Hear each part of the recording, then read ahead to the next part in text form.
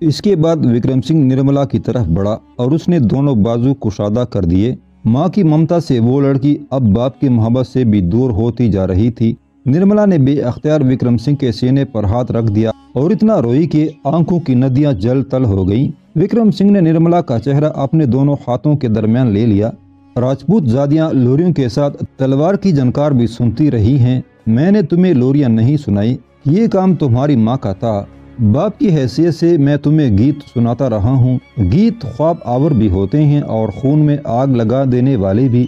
اب تم وہی گیت سنو گی کہ ملہار اور لوریاں تمہارے مقدر میں نہیں ہیں۔ رخصت سب ہوتے ہیں مگر تمہاری رخصتی کا انداز دوسری لڑکیوں سے مختلف ہوگا۔ آخر وکرم سنگھ چوہان کی بیٹی ہو جسے راجہ رتن سنگھ اپنا مذہب وطن کہتا ہے۔ تم بہت جلد اپنے باپ سے دور چلی جاؤ گی۔ تمہاری ڈولی میدان جنگ سے اس طرح اٹھے گی کہ بابل گھر کے دروازے پر موجود نہیں ہوگا۔ اگر تمہیں اپنی نامرادی کا خیال ستائے تو دیس کی بیٹیوں کو بھی یاد کر لینا جن سے ان کا کنوارا پن چھین کر حوض کے منڈپ میں بٹا دیا گیا تھا، جنہیں روز راکشسوں کی دلہن بنا دیا جاتا تھا۔ وہ بھی تمہاری ہم جینس تھی، ہم جولیاں تھی اور جو اس طرح جلائی گئیں کہ نہ کوئلہ بن سکی اور نہ راکھ۔ اچانک وکرم سنگھ کو راجہ رتن سنگھ کا خیال آ گیا۔ اس نے اپنے دونوں ہاتھ نرملا کے چہرے سے ہٹا لیے۔ بیٹی، میں ابھی کچھ دیر اور ٹھہر جاتا مگر رتن سنگھ میرے اس عمل کو تاخیری حربوں سے تعبیر کر دے گا اور میں ایک عورت کے غلام کا یہ شرمناک طعنہ سننا نہیں چاہتا۔ جب ہم لوگ یہاں محفوظ زندگی بسر کر سکتے ہیں تو پھر آپ ہمارے ساتھ کیوں نہیں رہ جاتے؟ چندر سنگھ نے ایک ایسی تجویز پیش کی تھی جس پر عمل کر کے وکرم سنگھ اپنی جان بچا سکتا تھا۔ میں فرار کی تہمت برداشت نہیں کروں گا، وکرم سنگھ نے پلٹ کر کہا۔ ابھی رتن سنگھ کی گالیوں کا حساب باقی ہے، میں اس کا یہ قرض سر دربار ادا کروں گا۔ میں اہل چتوڑ کے لیے جا رہا ہوں۔ اگر بے عقل اور اندھے حکمرانوں نے میرے مرتبے کو پہچان لیا تو ہزاروں گھر ویران ہونے سے بچ جائیں گے۔ میں اس امید پر مقتل کی جانب گامزن ہوں کہ شاید تقدیر کا فیصلہ بدل جائے اور میں بستی والوں کو سلطان کے قہر و غضب سے محفوظ رکھ سکوں۔ یہ کہہ کر وکرم سنگھ جانے کے لیے مڑا اور تیز قدموں کے ساتھ آگے بڑھا اور پھر رک کر بلند آواز میں بولا، خدا حافظ میرے بچوں۔ دروازے پر پہنچ کر وکرم سنگھ ایک بار پھر مڑا، نرملا، اگر میں زندہ بچ گیا تو خود ہی تم سے دوبارہ آ ملوں گا۔ کہیں ایسا نہ ہو کہ تم میری تلاش میں اس ترسم کدے سے باہر نکل جاؤ۔ اس کے باہر صرف موت تمہاری منتظر ہوگی، ذلت و رسوائی اور اذیت و کرب کی موت۔ یہ میرا حکم ہے، تمہارے باپ کا حکم۔ پھر جب وکرم سنگھ راج دربار میں داخل ہوا تو ہر طرف سکوت طاری ہو گیا۔ راجپوت سرداروں کے چہروں پر نفرت و حقارت کے آثار نمایاں تھے مگر چند ساعتیں گزرتے ہی یہ نفرت حیرت میں تبدیل ہو گئی۔ وکرم سنگھ کو تنہا دے کر حاضرین دربار پتھر کے مجسموں میں ڈل گئے تھے۔ خود راجہ رتن سنگھ کی یہ کیفیت تھی کہ وہ اپنی نشست سے اٹھ کھڑا ہوا تھا۔ راج دوت کہاں ہے؟ راجپوت سمراٹ پوری طاقت سے چیخا۔ میں نے اسے دہلی بھیج دیا۔ وکرم سنگھ نے مسکراتے ہوئے کہا، تو جھوٹ بولتا ہے۔ راجہ رتن سنگھ عالم وحشت میں تخت پر بیٹھنا بھی بھول گیا تھا۔ مجھے جھوٹا ثابت کرنے کے لیے پورے چتوڑ کو ہم زبان ہونا پڑے گا، پھر بھی میری سچائی پر آنچ نہیں آئے گی۔ وکرم سنگھ کا سکون و اطمینان قابل دید تھا۔ تو اس نافرمانی کی سزا جانتا ہے؟ رتن سنگھ آتش غضب سے جل اٹھا تھا۔ اپنا لہجہ درست کرو رتن سنگھ، مہا منتری نے ادب و احترام کی دیوار مسمار کرتے ہوئے کہا۔ جس تخت و کلا نے تم سے گفتگو کے آداب چھین لیے وہ میرے بزرگوں کی ٹوکروں کا صدقہ ہے۔ آج وکرم سنگھ نے بھی اپنے دل کا سارا غبار نکال دیا تھا۔ پھر حالات یکسر بدل گئے۔ ریاست کا سب سے بڑا دماغ ذلت و رسوائی کے اندھیروں میں ڈوب گیا۔ راجہ رتن سنگھ نے سر دربار مہا منتری کے ساتھ اس قدر تحقیر آمیز سلوک کیا کہ چتوڑ کی تاریخ میں اس کی کوئی دوسری مثال نہیں ملتی۔ وکرم سنگھ نے علی اعلان کہہ دیا کہ وہ پتھروں کا دھرم چھوڑ کر مسلمان ہو چکا ہے اور علی عامر افریدی مذہبی رشتے سے اس کا بیٹا ہے اور اسے کسی بھی قیمت پر رانی پدمنی کے حوالے نہیں کرے گا۔ وہ ہم ہی تھے جس نے اسے سر بلند کیا، وہ ہم ہی ہیں جو اس کی پیشانی زمین پر رگڑیں گے۔ راجہ رتن سنگھ اہل دربار کو مخاطب کر کے چیخ رہا تھا، اٹھو اور اسے پستیوں میں دھکیل دو۔ راجپوت سمراٹ کا حکم سنتے ہی تمام راجپوت سردار اور وزراء اپنی اپنی نشستوں سے اٹھے اور پھر ایک سرکش قوم کے سینے میں جس قدر غلیظ کلمات پوشیدہ تھے وہ سب کے سب ان کی زبانوں پر آ گئے۔ چند سپاہیوں نے بوڑھے وکرم سنگھ کے کمزور بازوں کو اپنی گرفت میں لے لیا تھا اور پھر دربار سے گزر جانے والا ہر سردار مہا منتری کی عظیم شخصیت کے بت کو ریزہ ریزہ کر رہا تھا۔ विक्रम सिंह के कपड़े पट गए थे। दस्तार जो वजारत उज़्मा की पहचान थी, अहले दरबार के पैरों से उलझ उलझ कर दरीदा होती जा रही थी। नफरतों के इजहार के लिए राजपूत सरदारों ने अपने जूते भी इस्तेमाल किए और विक्रम सिंह के चेहरे पर भी थूका। दशनाम तराजियों के इस शोर में विक्रम सिंह की बारूब आवाज़ कई बार गूंजी, ऐ मेरी बदनसीब कौम, मुझे पहचान कि मैं कौन हूँ। तब्दीली मजहब के बावजूद मैं तेरा हमदर्द हूँ, तुझे सुल्तान की आतिश कहर से बचाना चाहता हूँ। विक्रम सिंह चीखता रहा, मगर धर्म और देश के परस्तारों ने उसकी एक चीख भी नहीं सुनी। यहाँ तक कि विक्रम सिंह जख्मी होकर फर्श पर गिर पड़ा और राजपूत उमरा उसे रोते हुए गुजर गए। इस हंगामे के दौरान रानी पद्मनी अपनी शबिस्तानी नाज में किसी आईने के सामने महवे आराइश थी। जब विक्रम सिंह की जिल्लत और रसवाई का तमाशा अपने अरूज को पहुंच गया तो राजा रतन सिंह मुहाफ़िज़ सिपाहियों से मुखातब हुआ, महारानी के हजूर हमारी दरख्वास्त पेश करो कि राजपूत सम्राट दरबार में उनके मुंतजर हैं।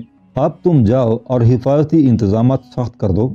राजा रतन सिंह किसी जख्मी दरिंदे की मानिंद पलटा और हरी सिंह का रुखसती अंदाज दे के बगैर अपने शबिस्तान में चला गया, जहाँ रानी पद्मनी के सहरकार हुस्न की शमा रोशन थी। आखिर वो बदनसीब कहाँ जा सकते हैं जिनके सरों से हमने अपना दस्ते करम खींच लिया है। रानी पद्मनी ने एक खास अदाई नाज के साथ कहा, एहसास नफरत ने चित्तौड़ की मलका के जलते हुए रुखसारों को मजीद दहका दिया था। जिन्हें हम शरण नहीं देते उन्हें ये धरती कैसे स्वीकार कर लेती है। ये कहते कहते हुस्न की देवी की आबरूए खम्द और कुछ खींच गए। ऐ नाज़े आफरीन, उसे कोई पनाह नहीं दे सकता जिसकी पेशानी तेरे पाए हिनाई पर सजदारेज न हो। रतन सिंह की आवाज़ डूबती जा रही थी। रानी पद्मनी निर्मला कुमारी और अफरीदी के बारे में बहुत कुछ कहना चाहती थी, मगर राजा रतन सिंह के दस्त शौक ने उसके होंठ बंद कर दिए। महारानी, इन लम्हों को ऐसी यादों के हवाले न करो जिनसे नफरतों की बू आती है। इन सातों को अपनी सांसों से महका दो कि सियासत का ताफुन हमारे ताकुब करते करते यहाँ तक आ पहुँचा है। अपनी खिलवतगाह शौक में हम किसी रकीब का गुजर बर्दाश्त नहीं कर सकते। इस वक्त तुम सिर्फ रतन सिंह की जानब देखो और माँ सिवा से अपनी आंखें बंद कर लो। पद्मनी के लबों पर एक फितनाखेज तबस्सुम उभरा जिसने तमाम फानूस और कंदीलों को बुझा कर रख दिया था। अब शबिस्तान राज व नियाज में सिर्फ पद्मनी के पैकर सेमी की रोशनी थी और सियाह रात के दोष पर एक काफिर अदा गीसों इस तरह बिखरे हुए थे कि फिजा शबनम रेज भी थी और शरर फिशां भी। और वही एक रात कुछ गमजदों पर मौत की रात की तरह भारी थी। उसी रात अंधेरे में चित्तौड़ का सबसे बड़ा दिमाग शल होकर रह गया था और विक्रम सिंह बेशुमार जख्मों के साथ फर्श जंदान पर बेहोश पड़ा था। और वही एक रात निर्मला कुमारी को खून के आंसू रुला रही थी। पिताजी अभी तक नहीं आए। निर्मला ने आहो फगां पर काबू पा लिया था, मगर दर्द की शिदत से आंसू बह निकले थे। हौसला रखो राजकुमारी, मुलाजमा रामेश्वरी ने माँ का रूप धर लिया था। आका जरूर वापस आएंगे। नहीं रामेश्वरी, पिताजी अजीब अंदाज से गए हैं। निर्मला का लहजा शिकस्ता था। जो लोग इस तरह जाते हैं वो कभी वापस नहीं आते। रामेश्वरी के पास कोई दलील नहीं थी, मगर वो फिर भी उस बेटी को तसल्लियां दे रही थी जिसने माँ के बाद अब अपने बाप को भी खो दिया था।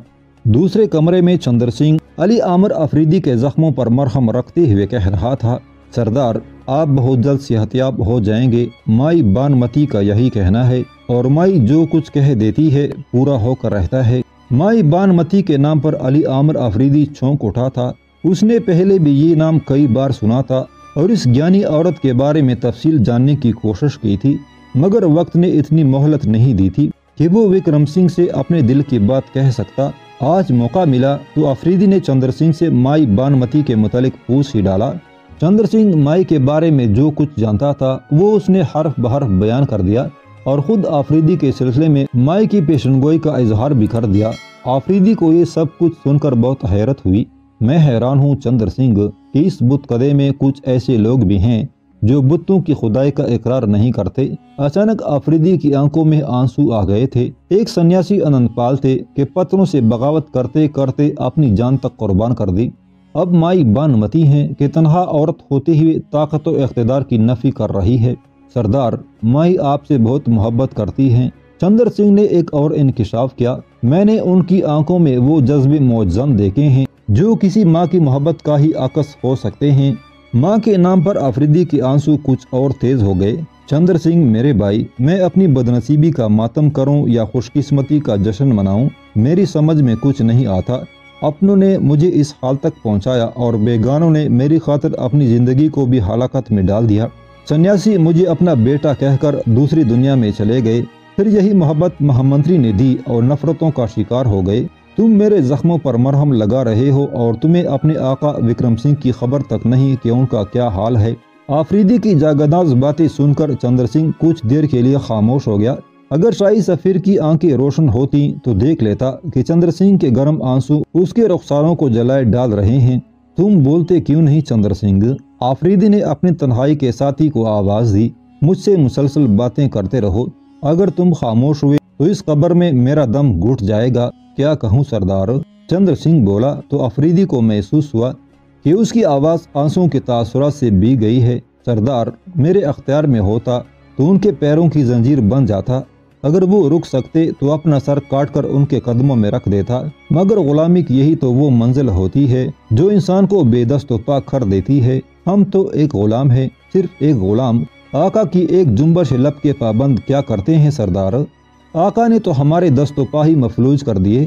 ہم تو اس چراغ کی مانند ہیں جسے کسی کا مہربان ہاتھ جلا کر خود تاریکی میں گم ہو گیا ہو اور جاتے وقت حکم دے گیا ہو کہ اسی طرح جلتے رہو، بارش ستم ہو یا ظلم کی آندیاں چلیں، ہمارے لیے یہی ایک حکم ہے کہ ہم ہر موسم میں جلتے رہیں، بھڑکتے رہیں۔ ہم اپنی مرضی سے بجھ بھی نہیں سکتے سردار، بجھ بھی نہیں سکتے۔ یہ کہتے کہتے چندر سنگھ کی آواز تیز ہو گئی تھی اور وہ ہچکیاں لے کر رونے لگا تھا۔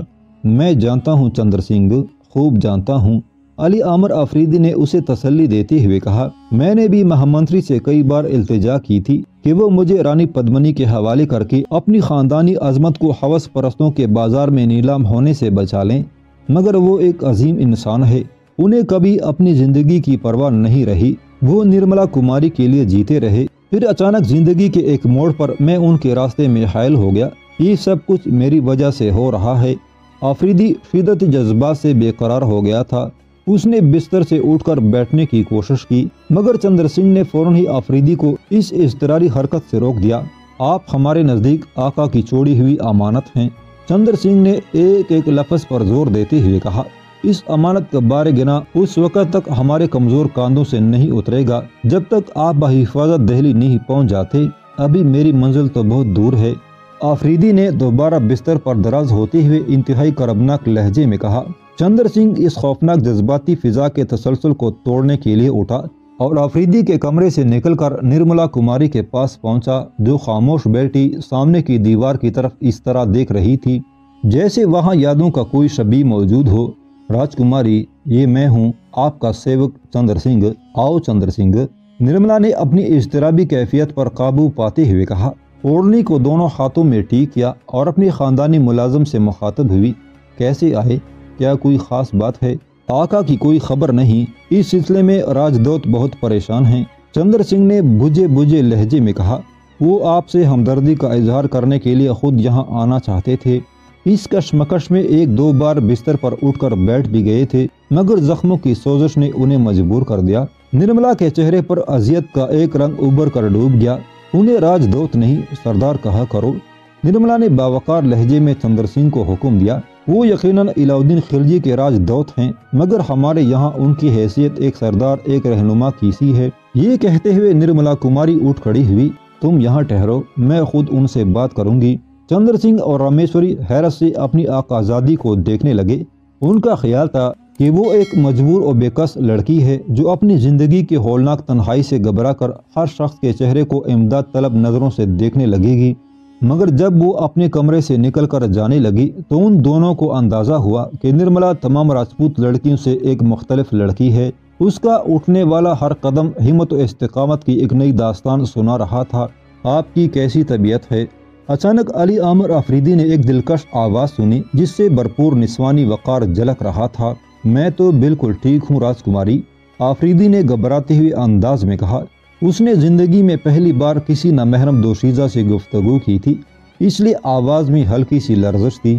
آپ کی طبیعت ٹھیک نہیں ہے، نرملا کماری کے لہجے میں بے باکی کے ساتھ ایک جھجک سی تھی۔ یہ خون کے نشانات ظاہر کرتے ہیں کہ آپ نے احتیاط نہیں برتی، پھر کہیں کوئی زخم رسنے لگا ہے۔ ایسا کیوں ہوا؟ کچھ دیر پہلے میں نے دیکھا تھا تو صورتحال معمول پر تھی، یہ اچانک کیا ہو گیا؟ نرملا نے بڑے عجیب لہجے میں شکایت کی تھی۔ علی امر آفریدی چند لمحوں کے لیے سناٹے میں آ گیا۔ آنکھوں کی روشنی چلے جانے کے بعد اپنے عیبوں کو بھی چھپا نہیں سکتا۔ کامیاب جھوٹ بھی وہی بول سکتا ہے جنہیں روشنی میسر ہو۔ آفریدی کو اپنی بینائی لٹ جانے کا بڑی شدت سے احساس ہوا تھا۔ راجکماری، معاف کرنا، میں دیکھ بھی نہیں سکتا اور چل بھی نہیں سکتا۔ اگر یہ دونوں مجبوریاں نہ ہوتی تو میں خود رانی پدمنی کی خدمت میں حاضر ہو جاتا۔ مجھے جس طرح جلایا جا رہا ہے اس کا کسی کو اندازہ نہیں۔ شمعیں تو پگھل پگھل کر جل جاتی ہیں، دھواں بھی دیتی ہیں، بجھ بھی جاتی ہیں، مگر میں جلتا ہوں، نہ پگھلتا ہوں اور نہ دھواں دیتا ہوں۔ کیسی سوزش ہے، کسے بتاؤں؟ سلطان نے اپنا امین بنا کر یہاں بھیج دیا۔ شاہ کی امانت رانی کو منتقل کی تو کئی گھروں میں آگ لگ گئی۔ میری ماں اور بہن ہانسی میں بے آماں کڑی میرا راستہ دیکھ رہی ہوں گی۔ سلطان کے پندار ذات کا طلسم ٹوٹ رہا ہوگا اور اہل اقتدار نئے تماشے کے منتظر ہوں گے۔ مگر کسی کو کیا معلوم کہ سنیاسی کی لاش جلائی جا چکی، ریاست چتوڑ کا عظیم اور باکردار سیاستدان جفاکاروں کے نرغے میں جا چکا اور ایک شہزادی اپنے ہی دیس میں جلا وطن ہو چکی۔ یہ فسانہ جور و وفا کتنا طویل ہے کہ ایک ورق بھی تمام نہ ہوا اور سننے والوں کی جانوں پر بن گئی۔ راجکماری، ابھی وقت ہے، چندر سین کو بیچ کر رانی پدمنی کو خبردار کر دو کہ میں یہاں ہوں۔ اگر یہ راہ پرخطر ہو تو مجھے اٹھا کر پھینک دو جہاں راج وید میرا علاج کر رہا تھا۔ رتن سنگھ کے کتے میرے ناکارہ جسم کو کھینچتے ہوئے رانی پدمنی کے حضور لے جائیں گے۔ پھر یہ نفرت و غضب کا طوفان تھم جائے گا اور چتوڑ کی پرسکون زندگی واپس لوٹ آئے گی۔ شاید اعصابی دباؤ اور ذہنی کشمکش نے آفریدی کی پلکوں کو نم کر دیا تھا۔ اب کچھ نہیں ہوگا سردار، نرملا نے انتہائی استقامت کا مظاہرہ کرتے ہوئے کہا۔ آفریدی اس طرز تخاطب پر چونک اٹھا۔ میں سردار نہیں، سلطان کی فوج کا ایک عام سا سپاہی ہوں۔ سردار کا لفظ بھی آپ کی شخصیت کی مکمل تشریح نہیں کرتا۔ نرملا نے آفریدی کے انکسار کو نظر انداز کرتے ہوئے کہا، اگر آپ ہندو قوم کے لیے نجات کا پیغام لے کر آتے تو یہاں کے باشندے آپ کو دیوتا کا درجہ دیتے۔ سنیاسی اننت پال کا فرزند ہماری نظر میں کسی دیوتا سے کم نہیں۔ راجکماری، مسلمانوں میں دیوتاؤں کا کوئی وجود نہیں ہوتا۔ میں نے ایک مثال پیش کی تھی، آپ کو دیوتا کہہ کر نہیں پکارا تھا۔ یہ کہتے کہتے نرملا کے چہرے پر ایک عجیب سی حیا آمیز سرخی ابھر آئی تھی، مگر اس کیفیت کو آفریدی نہیں دیکھ سکتا تھا۔ راجکماری، آپ نے مجھے دیوی دیوتاؤں کی باتوں میں الجھا دیا۔ اچانک آفریدی اپنے موضوع کی طرف پلٹ آیا۔ میں مہامنتری کی طرف سے بہت پریشان ہوں۔ میں پہلی اور آخری بار ان تمام واقعات کا پس منظر بیان کرتی ہوں۔ اس کے بعد آپ کہیں گزری ہوئی باتوں کو دہرا کر نہ میرے صدمات میں اضافہ کیجیے گا اور نہ خود اپنی ذات کو اذیت پہنچائیے گا۔ میں اس کے سوا کچھ نہیں کہنا چاہتی کہ جس دن آپ چتوڑ کے حدود میں داخل ہوئے تھے اسی روز سے زیر زمین کسی بڑے حادثے کی پرورش کے آثار نظر آنے لگے تھے۔ پتا جی نے مجھے ہر لمحے کی خبر دی، ہر موڑ پر سمجھایا، یہاں تک کہ سنیاسی اننت پال کے قتل کی قیامت خیز گھڑی آ پہنچی۔ پھر سیاہ آندھی نے چتوڑ کو اپنی لپیٹ میں لے لیا۔ راجپوتوں کی یہ سنگلاخ زمین شاید تہ بالا ہو جاتی، مگر مائی بان متی نے بروقت انکشاف کیا کہ اس آندھی کو صرف آپ ہی روک سکتے ہیں۔ دیوتاؤں کی بستی میں یہ بڑی حیران کن بات تھی کہ دہلی سے آنے والا ایک عام سا نوجوان اس حادثے کو ٹال سکتا ہے۔ پھر تمام نظریں آپ کے چہرے پر مرکوز ہو گئیں۔ ہوا کا طوفان ٹل گیا۔ پھر کچھ دن بعد ہی ایک اور طوفان اٹھا۔ رانی پدمنی کے دربار میں سلطان کا خط پڑا گیا۔ آپ نے ایک سفیر کے فرائض اس طرح انجام دیے کہ دیکھنے والے بدحواس ہو گئے۔ ستم گروں کی جماعت آپ پر جس قدر ستم ڈال سکتی تھی ان سب کی تکمیل کی گئی۔ یہ لرزاخیز منظر میں نے اپنی آنکھوں سے دیکھا ہے۔ حادثات کی ضربوں سے جب پتھر چٹکنے لگتے ہیں اس وقت بھی آپ کے ہونٹوں پر سلطان کی عظمتوں کا ترانہ تھا۔ جبر و تشدد کی بے شمار آوازوں پر ایک سفیر کی آواز غالب آ گئی تھی۔ یہی وہ لمحات تھے جب پتا جی نے آپ کو اس طلسم قدے تک پہنچانے کا فیصلہ کیا تھا۔ میں ان کے اس فیصلے سے نہ صرف باخبر تھی بلکہ کئی مقامات پر میں نے ان سے اختلاف بھی کیا تھا۔ یہ میرے اپنے ذہن کی رسائی تھی۔ میرے لیے دیوتا ہی سب کچھ تھے، مگر آپ کے طرز عمل نے پتھروں کی نفی کر دی۔ آپ نہیں جانتے کہ جب عقائد کے بت ٹوٹتے ہیں تو انسان کے دل پر کیا گزرتی ہے۔ میں بھی اسی عذاب سے گزرتی رہی۔ پھر میں نے پتھروں سے ایک ایک رشتہ توڑ دیا۔ اب آپ چاہتے ہیں کہ میں اور پتا جی دوبارہ انہی پتھروں کے آگے سر جھکا دیں اور اس انسان کو پتھروں سے ٹکرا کر ہلاک ہو جانے کے لیے چھوڑ دیں جو خود شیشے کا ہے اور جس کے دل و دماغ پھولوں کی نرم پتیوں سے بنائے گئے ہیں۔ میں تو یہ نہیں چاہتا کہ آپ دوبارہ پتھروں کے کاروبار کو زندہ کریں۔ آفریدی نے گھبرا کر کہا، مجھے تو یہ احساس آزار پہنچا رہا ہے کہ میری وجہ سے کتنے آباد گھرانے اجڑ گئے اور کیسے سرسبز شاداب چمن باد خزاں کے گرم جھونکوں میں جلس گئے۔ میں یہی کہنا چاہتی ہوں کہ آپ اپنے اس احساس کو دل سے کورچ ڈالیں۔ میں نے اپنے باپ کو اس میدان جنگ کی طرف رخصت کیا ہے جہاں وہ اکیلے ہیں اور بے شمار خون آشام شمشیریں ان کا انتظار کر رہی ہیں۔ اب اسے جان گداز خبر اور کیا آ سکتی ہے کہ مہامنتری وکرم سنگھ قتل کر دیے گئے۔ نرملا کماری یہ واقعہ اس طرح بیان کر رہی تھی جیسے وہ کسی دوسرے انسان کے قتل کی تماشائی ہو۔ اس کی آواز میں ہلکا سا بھی ارتعاش نہیں تھا۔ اچانک آفریدی کے دل میں ایک عجیب سی خواہش پیدا ہوئی کہ کاش وہ اس لڑکی کو دیکھ سکتا جس نے اسے عزم اور حوصلے کی ایک نئی داستان سنائی تھی۔ راجکماری، میں نے آپ کو دیکھا نہیں، صرف باتیں سنی ہے، بڑی عجیب باتیں، ایسی باتیں جیسے کسی چٹان سے صدا آ رہی ہو، جیسے پہاڑ کی کوئی ناقابل تسخیر چوٹی مجھ سے ہم کلام ہو۔